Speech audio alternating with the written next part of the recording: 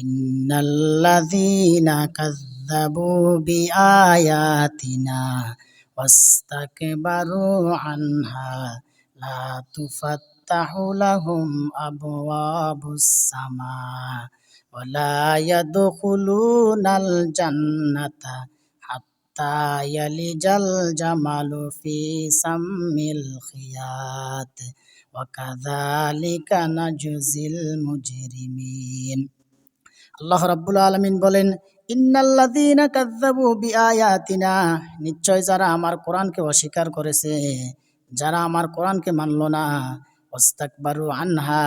এবং গাদ্দারি করেছে, মুস্তানি করেছে, লা তুফাত্তাহু লাহুম আবওয়াবুস সামা, তাদের জন্য আসমানের দরজাসমূহ খোলা হবে না, ওয়ালা ইয়াদখুলুনাল জান্নাহ, আর তাদেরকে জান্নাতে প্রবেশ করানো হবে না, হাত্তা ইয়ালিজাল জামালু ফি সাম্মিল খিয়াত,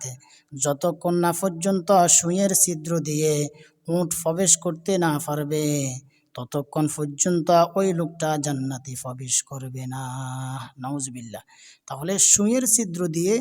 কখনো উট প্রবেশ করা সম্ভব হবে না, এবং ওই ব্যক্তিও জান্নাতে যাওয়া সম্ভব